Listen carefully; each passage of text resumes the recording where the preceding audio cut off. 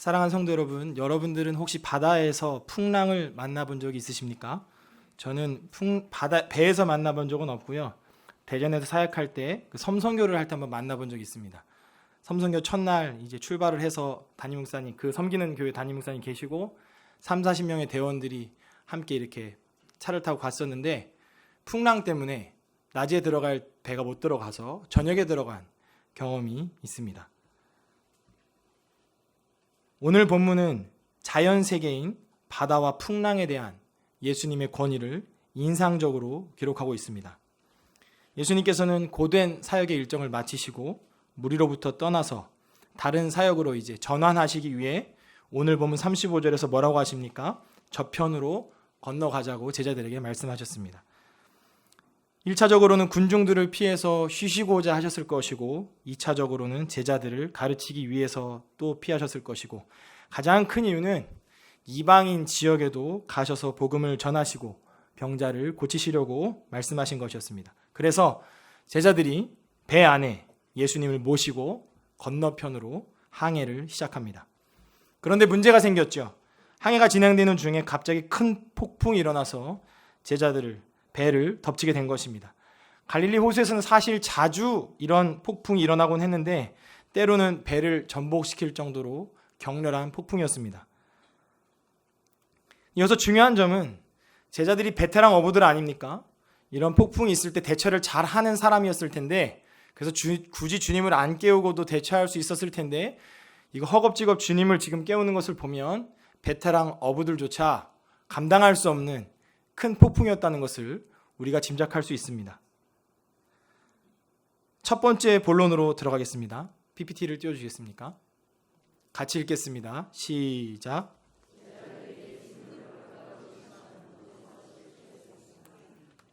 이 급박한 상황에서 예수님께서는 고물, 즉 배 뒷부분에 가서 베개를 베고 주무시고 계셨다는 기록입니다. 얼마나 고단하셨으면 그렇게 주무셨을까요? 사랑하는 성도 여러분, 이것은 예수님의 분명한 인성을 보여줍니다. 예수님께서 초월적인 존재로 이 땅에 오신 것이 아니라 저와 여러분과 똑같은 성정을 가지시고 이 땅에 오셨다는 것을 보여주는 기록입니다. 다시 본문으로 돌아와서 다급해진 제자들이 이 예수님을 깨우며 말했습니다. 선생님, 저희가 죽게 된 것을 돌보지 않으십니까? 어떻게 이러실 수 있습니까? 제자들은 이 위기 속에서 당황했고 예수님께서 좀 뭐라도 해주시기를 지금 요청하고 있는 것입니다. 제자들 마음이 어땠을까요? 지금 아주 답답했고 아주 화가 났을 겁니다. 지금 죽게 되었는데 예수님이 주무시고 계시니까 화가 났지요. 근데 여기서 중요한 것은 제자들이 예수님께서 무언가를 해주실 수 있다고 생각한 것은 아니었다는 것입니다. 만약에 그랬다면 이렇게 화를 내진 않았겠죠. 풍랑 속에서 그들이 너무나 당황하고 마음이 무너지고 그러고 나서 이제 주님께서 후에 풍랑을 잠잠하게 하신 후에 그들이 아주 놀라지 않았습니까? 왜 놀랐겠습니까? 풍랑이 잠잠해질 거라고 예상을 안 했다는 것이죠. 그래서 그들은 이런 의미로 말한 것입니다. 예수님, 우리가 폭풍 때문에 지금 다 위험에 처해 있는데 어떻게 가만히 계십니까?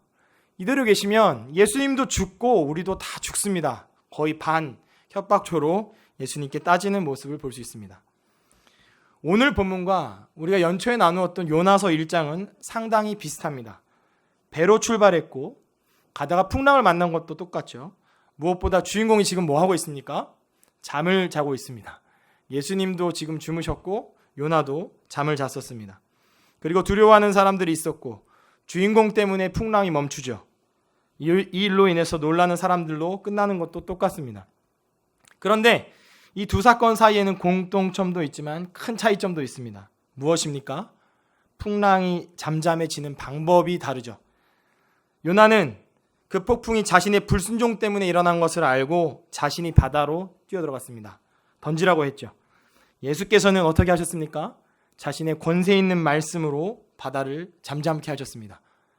즉 요나는 풍랑을 일으킨 원인이었고 예수님은 풍랑을 잠잠케 하시는 원인이었습니다.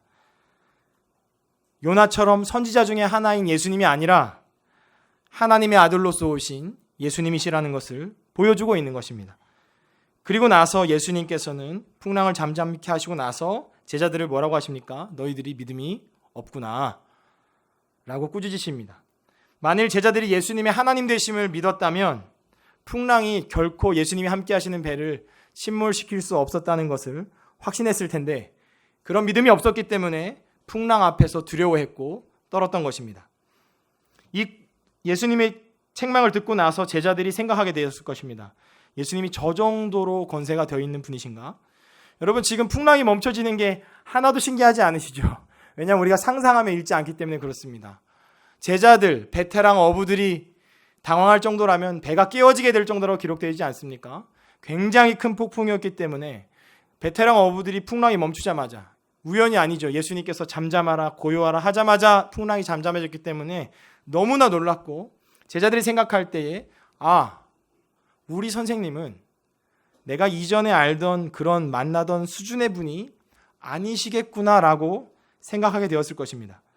그런데 사실 오늘 본문에 기록된 사건은 평행 본문인 공간복음인 마태복음과 누가복음에도 기록이 되어 있습니다. 그런데 오늘 본문과 차이점이 있겠죠. 사랑하는 여러분, 오늘 본문에 눈을 두시고요, 귀로는 제가 읽어드리는 마태복음 말씀을 한번 들어보시고 누가복음 말씀도 들어보시기 바랍니다. 마태복음 8장을 제가 읽어드릴 테니까 여러분 지금 오늘 본문을 한번 보십시오. 그리고 차이점을 한번 찾아보시기 바랍니다. 한 절만 읽어드리겠습니다. 그 제자들이 나와 깨우며 이르되 주여 구원하소서 우리가 죽겠나이다. 이것이 마태복음이고, 누가복음이 이렇게 기록되어 있습니다. 제자들이 나와 깨어 이르되 주여 주여 우리가 죽겠나이다 한데 예수께서 잠을 깨사 바람과 물결을 꾸짖으시니 이에 그쳐 잔잔하여지더라. 오늘 본문 연관된 본문 읽어드리겠습니다. 예수께서는 고물에서 베개를 베고 주무시더니 제자들이 깨우며 이르되 선생님이여 우리가 죽게 된 것을 돌보지 아니하시나이까. 여러분, 무슨 차이가 있습니까? 맞습니다. 주여와 선생님이 가장 큰 차이입니다. 마태복음에서는 주여, 누가복음에서는 주여 주여, 근데 마가복음에만 선생님이여라고 기록되어 있습니다. 왜 그럴까요? 마가는 이 본문을 기록할 때에 제자들이 당시에 예수님을 제대로 인식하지 못했다는 것을 보여주기 위해서 그들이 한 말 그대로 기록한 것입니다. 선생님, 우리가 죽게 된 것을 돌보지 아니하십니까? 선생님으로만 제자들이 예수님을 대했다는 것을 볼 수 있는 본문입니다. 그랬던 예수님인데 말씀으로 바람과 풍랑을 잔잔하게 하시자 제자들이 다시 생각하게 되었다고 말씀드렸죠. 이 사건을 통해서 제자들은 예수님께 한 걸음 더 가까이 나가게 되었습니다. 그저 선생님으로 알고 부르고 생각했는데 풍랑을 꾸짖어 잔잔케 하시는 예수님의 능력을 다시 한번 경험한 뒤에 예수님에 대해서 더욱 깊이 생각하는 계기가 된 것입니다. 오늘 본문 39절 말씀을 함께 읽겠습니다. 39절입니다. 시작.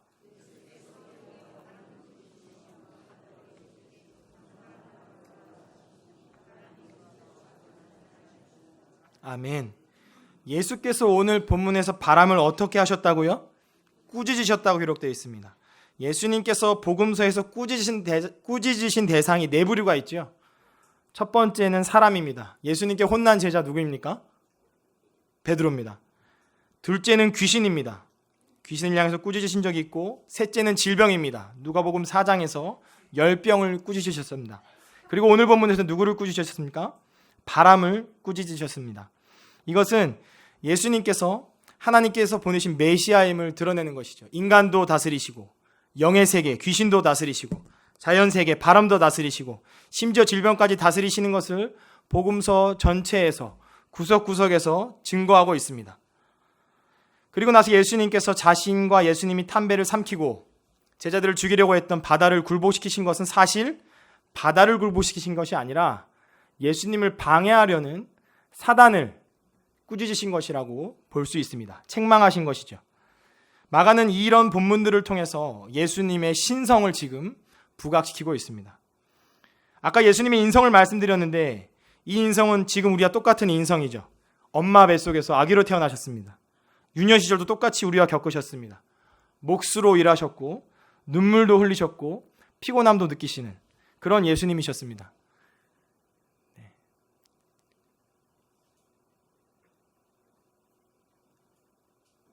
바람과 풍랑을 꾸짖어 잔잔케 하시는 이 모습은 그 인성과는 반대로 완전한 사람이심에도 불구하고 완전한 하나님이신 예수님을 증거하고 있습니다. 제자들은 바로 이 예수님의 신성을 인식하는 일에 실패했기 때문에 오늘 본문에서 예수님보다 풍랑을 더 크게 생각했던 것입니다. 그래서 당황했고 그래서 예수님께 따지듯이 대한 것입니다. 오늘 본문 40절 말씀을 이어서 함께 읽겠습니다. 40절입니다. 시작.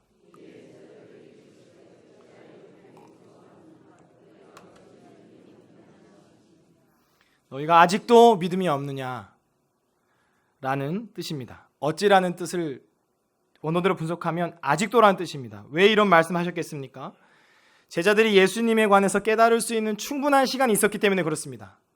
지금 예수님이 처음에 부르셨을 때 책망했다면 예수님께 책임을 물을 수 있겠지만 그것이 아니죠. 예수님께서 고치시는 것도 분명히 보았고 능력으로 말씀을 전하신 것도 보았고 뿐만 아니라 제자훈련 직접 받은 거 아닙니까? 12명이 밤마다 모여서 예수님께 말씀을 배웠는데 예수님이 하나님이시라는 것을 모르고 그 믿음이 없음을 꾸짖고 계신 것입니다. 어떻게 해요? 아직도 믿음이 없느냐? 이것을 통해서 우리가 알 수 있는 것이 무엇입니까? 우리가 예수님 가까이에 있지만 예수님을 올바로 인식할 수 없을 때가 있다는 것입니다. 올바로 인식하지 못할 수 있다는 것입니다. 예수님 가까이 있을 수 있죠. 매주 교회에 나오시지 않습니까? 여러분 졸리신 분들 잠을 깨시기 바랍니다. 잘 들으셔야 됩니다. 여러분들 졸으시면 더 제가 이렇게 하니까 잘 들으셔야 됩니다. 그리고 저 때문이 아니라 하나님의 말씀을 잘 들어야 되는데 우리가 설교를 듣는 이유가 무엇입니까? 예수님을 올바로 인식하기 위해서 설교를 듣는 겁니다.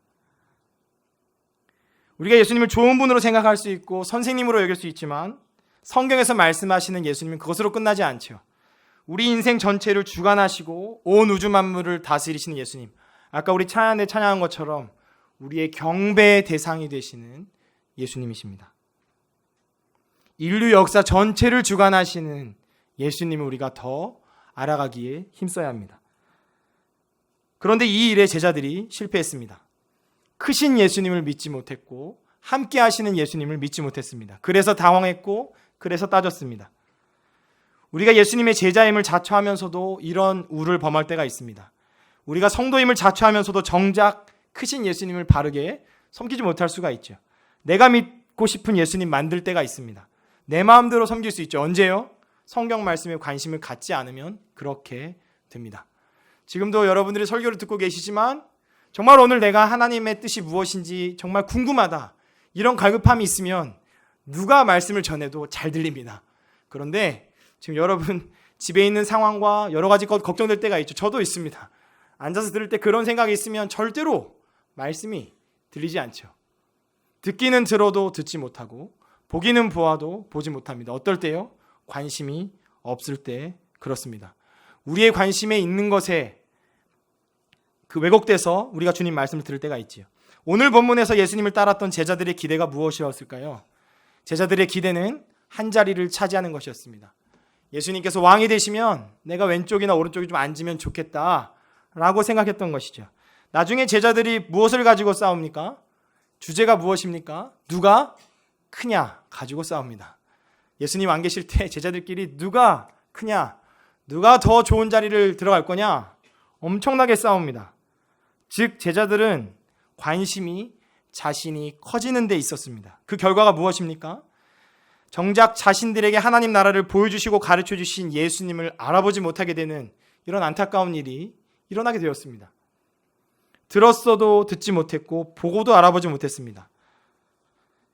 특히 가룟 유다의 관심은 어디에 있었습니까? 돈에 있었습니다. 그래서 예수님께서 핵심적으로 가르치셨던 그 12제자가 지금 얼마나 영광스러운 자리에 있습니까?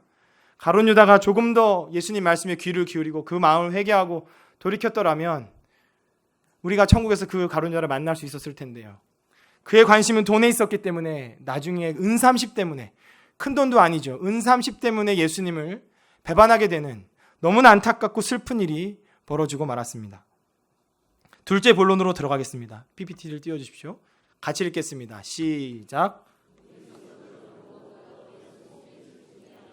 한 번 더 읽겠습니다. 시작. 아멘. 사랑하는 성도 여러분, 저와 여러분의 관심은 지금 어디에 있습니까? 저와 여러분의 관심이 온전히 예수님을 향하지 않는다면 우리도 예수님을 제대로 알아볼 수 없게 될 것입니다. 그것은 단순한 문제가 아닙니다. 왜냐하면 겉으로는 잘 살고 있는 것처럼 우리가 보일지 모르겠지만 훗날 하나님 앞에 섰을 때에 이 예수님을 잘 알았느냐 몰랐느냐에 따라서 우리의 영원한 운명이 갈라지게 될 것이기 때문에 그렇습니다.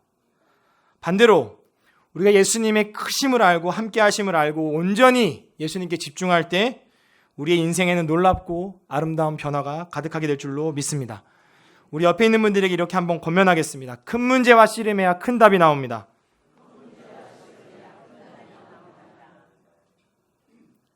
제가 아침에 설교 준비를 하는데요. 김혜조 전사님이 저를 보시더니 어지간한 말씀 안 하시는데 그러시더라고요. 목사님, 로션을 좀 바르셔야겠습니다. 네. 일주일 동안 새벽 준비하고 이제 담임 목사님 빨리 오시면 좋겠거든요. 저랑 노 목사님이랑 막 할 일이 많습니다. 그래서 이제 저도 생각은 했는데 이제 말씀에 부담이 있으니까 못 하고 있으니까 전사님이 말씀하시더라고요. 그래서 정비를 했는데 네, 정비해야죠. 정비를 했는데 근데 제가 말씀드리고 싶은 건 이겁니다. 우리는 이런 문제들로 인해서 정작 중요한 문제를 보지 못할 때가 있습니다. 무엇을 입을까? 무엇을 먹을까? 무엇을 어떻게 살아가야 될까의 관심 때문에 성경에서 말씀하시는 예수님이 누구신가는 까맣게 잊고 살 때가 많습니다. 예수님께서 함께 계시고 예수님께서 풍랑을 잠잠케 하실 수 있는데 예수님은 잊어버리고 내 힘으로 아등바등 살아갈 때가 너무나 많습니다. 큰 문제와 씨름해야 큰 답이 나오게 돼 있죠. 이야기를 하나 들려드리겠습니다. 굳이 장르를 따지면 숫자 동화라고 할 수 있는데 내일이면 이제 우리 중고등부 학생들도 대부분 개학을 맞이합니다. 고등학교는 벌써 개학한 곳도 있다고 하는데요. 네, PPT 넘겨주셔도 됩니다. 자, 숫자들이 모인 어떤 반이 있었습니다. 그 중에 4.5라는 친구가 있었고 5라는 친구가 있었습니다. 여러분 누가 더 큽니까? 5가 더 큽니다. 아주 조금 더 큽니다. 0.5가 큽니다. 그래서 5가 늘 4.5를 괴롭혔습니다. 4.5를 괴롭히는 맛으로 학교를 다녔습니다. 그러던 어느 날 4.5에게 복된 날이 찾아왔습니다. 언제겠습니까? 방학하는 날입니다. 4.5는 너무나 기뻤고 5는 약간 아쉬웠습니다. 시간은 금방 흐르지 않습니까? 어느새 개학날이 다가왔습니다. 누가 신났습니까? 5가 신났습니다. 학교에도 일찍 갔습니다. 4.5 괴롭히는 맛으로 살았던 5는 그날도 개학을 맞이해서 일찍 학교를 갔는데 드디어 4.5가 저 교실 문 앞을 열고 들어오기 시작했습니다. 그래서 너무나 기쁜 나머지 4.5 야 일로 와봐. 그런데 평소 같으면 움찔해서 고개도 못 들었을 4.5가 위풍당당하게 웃으면서 그래 반갑다 그러고서 이제 오는 겁니다. 이놈이 뭘 잘못 먹었나? 왜 저러지? 도저히 납득할 수 없는 반응에 궁금함을 이기지 못한 5가 4.5에게 물어봤습니다. 야, 너 방학 때 무슨 일이 있었어?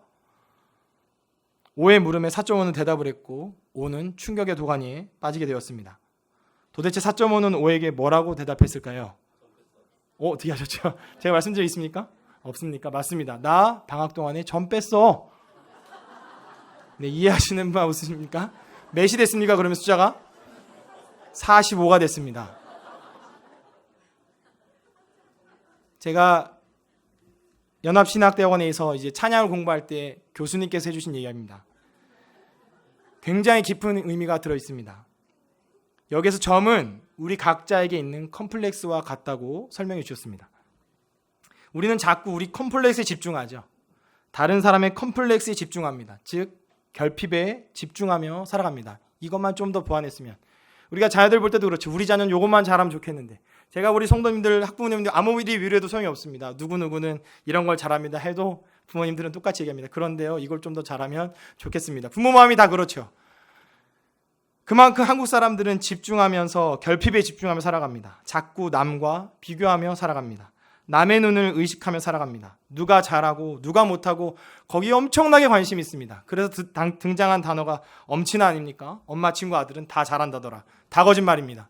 그럼에도 불구하고 우리는 그런 신화에 속아서 살아갑니다. 사랑하는 여러분, 우리가 잘하면 얼마나 잘하고 우리가 못하면 얼마나 못하겠습니까? 아무리 맛집이어도 일주일 내내 여러분 가시는 맛집 있습니까? 한 달에 한 번 가면 맛있고요. 한 달에 3번 가면 그 맛집 가고 싶지 않습니다. 정말입니다. 가본 결과 그렇습니다. 맛집 다니시지 말라는 얘기가 아니라 보다 중요한 것에 집중해야 된다는 것입니다. 훗날 돌아보면 우리가 젊은 날에 혹은 지금 이루려고 하는 그 일들이 하나님 앞에서 정말 아무것도 아니었구나. 내가 왜 그때 그 일에 그렇게 힘들게 매달렸을까라고 평가할 날이 지금도 있으실 것이고 나중에도 있으실 것입니다. 그래서 예수께서는 사람이 떡으로만 사는 것이 아니라고 말씀하셨죠. 사람이 무엇으로 산다고 말씀하셨습니까? 하나님의 말씀으로 산다고 말씀하셨습니다. 그래서 우리가 주일 첫날 첫 시간에 하나님의 말씀을 듣고 묵상하는 것입니다. 그러므로 너희는 무엇을 먹을까 입을까 마실까 고민하지 말고 먼저 그의 나라와 그의 의를 구하라고 가르쳐 주셨습니다. 저와 여러분은 지금 하나님의 나라와 의를 구하며 살아가고 있습니까? 정말 예수님 한 분만으로 충분하다고 생각하십니까? 예수님께 집중해야 할 줄로 믿습니다. 우리는 우리 자신에 대해서 생각을 너무 많이 합니다. 드라마를 봐도 그렇고 가요를 들어도 그렇죠. 다 우리 자신에 대한 이야기입니다. 우리가 어떻고 자기 연민에 빠져서 정작 중요한 것은 보지 못하는 사람들이 너무나 많습니다. 혹은 상황에 빠져서 예수님을 생각하지 못하는 예수의 성도들, 제자들도 있습니다. 설교 준비를 하는데 하나님께서 저에게 주로 무슨 말씀을 제일 많이 하셨는지 아십니까? 기어라, 너부터 집중해라. 정말로 하나님께서 저에게 계속 이런 말씀 주셨습니다. 목사인 제가 하나님께 집중하지 않으면 제가 맡은 영혼들은 어떻게 되겠습니까? 그럼에도 목사로서 하나님께 집중하는 것이 알매도 불구하고 쉽지 않습니다. 풍랑은 계속 쳐오고요. 계속 집중하지 못하게 만드는 게 목사가 더 힘든 게 많습니다. 사랑하는 성도 여러분, 우리 자녀 세대가 믿음의 사람이 되기를 정말로 원한다면 우리 부모 세대가 먼저 믿음의 사람들이 되어야 합니다. 우리가 먼저 말씀의 사람이 되고 우리가 먼저 기도의 사람이 되면요, 우리 자녀들은 말하지 않아도 믿음의 사람이 되고 말씀의 사람이 될 줄로 믿습니다. 예전에 제가 들었던 자녀교육 특강에서 강사 교수님이 부모에 대해서 이렇게 설명하시더라고요. 부모란 자녀에게 있어서 입법권도 가지고 있고 사법권도 가지고 있고 행정권도 가지고 있는 막강한 리더라고 설명해 주셨습니다. 여러분 동의가 되십니까? 동의가 안 되십니까? 실제로 그렇습니다. 우리 예담이에게 있어서 저와 제 아내는 입법권도 있고 사법권도 있고 행정권도 있습니다. 그만큼 부모가 아주 중요한 리더라는 것이죠. 예전에 영재발굴단이라는 프로그램에서 공부를 기가 막히게 잘하는 친구가 있었는데 그 친구 고민이 뭐였는지 아십니까, 여러분? 그 가정의 경제 상황이었습니다. 그 친구의 부모님이 그 친구에게 돈 문제를 상의하지 않았겠죠, 당연히. 근데 왜 그 친구는 돈 문제를 걱정하고 있었을까요? 부모님이 돈 문제를 걱정하고 있었기 때문에 말하지 않아도 그 자녀도 그 걱정을 한 것입니다. 그것이 잘못되었다 말씀드리는 것이 아니라 부모님의 영향력이 그만큼 크다는 것입니다. 집에서 우리가 아이들에게 굳이 말씀 있는 거 보여주지 않고 기도하는 모습 보여주지 않아도요, 우리가 정말 말씀 읽고 기도하는 사람이라면 우리 자녀들이 느끼게 되어 있습니다. 아, 우리 엄마 아빠는 나를 위해서 늘 기도하셔. 우리 엄마 아빠는 하나님 말씀대로 살기 위해서 씨름하셔. 이것이 영적인 분위기입니다. 결핍에 집중하지 말고 예수님께 집중하는 저와 여러분 되시기를 바랍니다. 예수님께 집중하면 그러면 어려움들을 다 해결해 주십니까? 그것은 아닙니다. 물론 제 경험상 예수님께 기도하면 정말 많이 해결해 주십니다. 예수님께서 우리를 사랑하시기 때문에 예수님 살려주세요 하면 일단 살려주시고 혼내시죠. 그래, 잠잠하라 고여라. 근데 너네 왜 이렇게 믿음이 없니? 오늘 본문의 포인트는 예수님의 해결이나 예수님의 응답에 있지 않고 예수님께서 우리와 함께 하시는 걸 믿으라는 데 포인트가 있습니다. 예수님께서 우리의 문제보다 크시다는 것을 믿으라는 데 핵심이 있는 것입니다. 우리 인생 속에서 예기치 않은 풍랑이 일어날 때 주님께서 이미 다 알고 계신 줄 믿으시기 바랍니다. 호랑이 굴에 들어가도 정신만 차리면 산다는 말은 정말 사실입니다. 대부분 침착함을 잃어서 더 큰 일을 만들곤 하는데 주님 앞에 기도하는 분들은 정말 침착한 분들이 많더라고요. 왜 침착합니까? 천성이 그렇습니까? 그렇지 않습니다.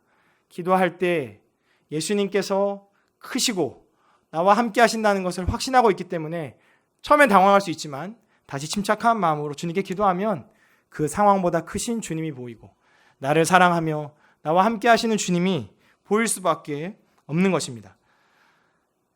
지금 예수님께서 제자들을 책망하신 건 내가 너희와 함께 하는데 왜 믿음 없는 자처럼 두려워했느냐라고 책망하신 것입니다.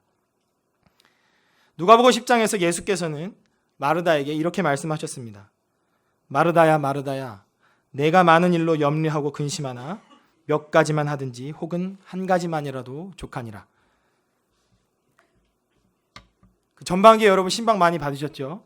담임 목사님과 노주도 목사님 찾아가셨을 텐데 그렇게 음식 준비하지 말라고도 하시는 분들 많이 계십니다. 그 사랑하는 마음으로 똑같았습니다. 마르다도 예수님 사랑하는 마음으로 음식 준비를 하는데 마리아가 도와주질 않았죠. 예수님 발치에 앉아서 말씀만 계속 듣는 겁니다. 화가 나. 예수님 마리아 보고 좀 뭐라고 해서 나를 좀 도와주게 해주세요. 그때 예수님 지금 말씀하신 것입니다. 마르다야 네가 많은 일로 염려하니 한 가지만 해도 족한데 나는 밥 먹으러 온 거 아니다. 나는 너희들에게 말씀을 전하러 왔다. 여기 와서 내 발치에 앉아서 함께 말씀을 나누자. 주님 말씀하신 것입니다. 지금 여러분의 마음속에서 예수님 똑같이 말씀하실 수 있습니다. 누구누구야? 왜 그렇게 바쁘게만 사니? 잠깐이라도 내 발치에 앉아서 나와 교제하지 않겠니? 내가 말하는 그 말씀 속에서 쉼을 좀 얻으면 안 되겠어? 이 예수님의 말씀에 응답할 수 있는 저와 여러분 되기를 축복합니다.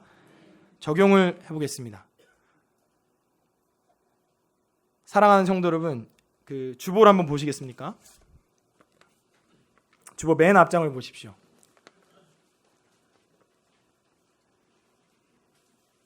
맨 앞장 맨 밑에 박스에 보시면 부산 사랑의 교회는 어떤 교회인지 써 있죠? 찾으셨습니까? 같이 읽겠습니다. 시작.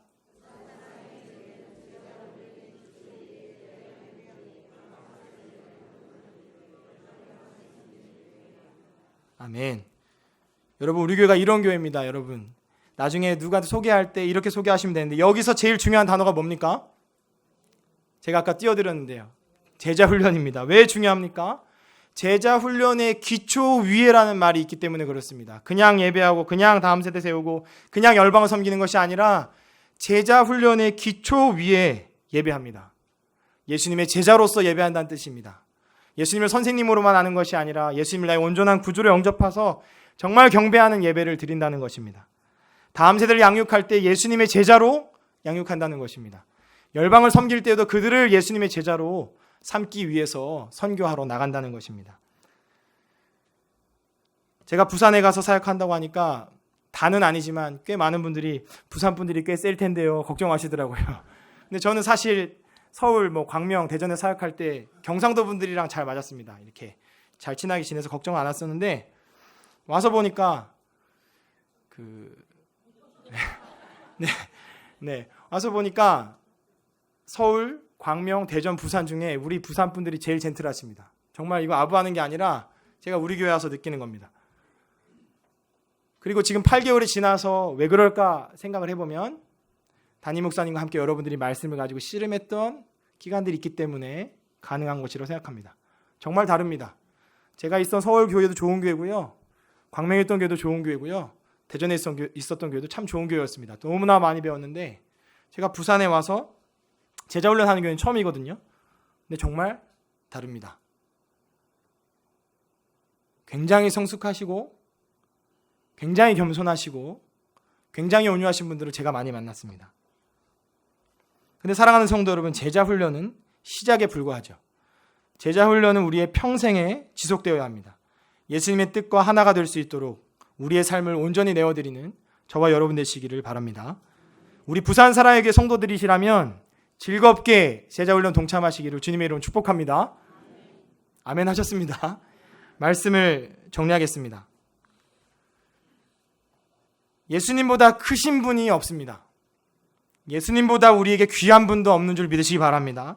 그렇다면 우리 성도들은 먹고 마시는 문제도 중요하지만 그 문제보다는 예수님께 집중할 때 예수님께서 다른 모든 문제에도 지혜 주실 줄로 믿습니다. 하나님의 관계에 집중해야 하고 하나님의 뜻에 집중해야 합니다. 안 그러면 베드로가 풍랑에 빠졌던 것처럼 빠지죠. 예수님께 집중할 때는 무리를 걸었던 베드로가 예수님께 집중하지 않을 때 풍랑을 바라볼 때 풍랑에 빠져버렸습니다. 그럼에도 불구하고 우리는 어떤 책의 제목처럼 자꾸 사소한데 목숨을 걸며 살아갈 때가 많습니다. 크신 예수님, 하나님이신 예수님, 그리고 나와 함께 하시는 예수님, 나를 사랑하신 예수님은 저 먼 곳으로 내어버리고 당황하고 따지고 할 때가 많지요. 남의 눈 때문에 비교하고 남보다 커지는 데 관심을 갖느라 그거 다 갖추고 사느라 우리가 예수님을 잊어버릴 때가 있는데 그러지 마시기를 바랍니다. 풍성한 삶의 비밀은 우리의 삶의 핵심이 되시는 예수 그리스도께 집중하는 것입니다. 생명의 길, 예수 그리스도라고 붙여놓은 이유가 무엇이겠습니까? 예수 그리스도가 우리 예배의 핵심이시오. 예수 그리스도가 우리 삶의 핵심이시오. 예수 그리스도가 우리 개인과 가정의 핵심인 줄로 믿으시기 바랍니다. 예수님을 크게 여기는 믿음을 가지고 예수님께 더욱 집중하며 살아가는 저와 여러분 되시기를 주님의 이름으로 축복합니다.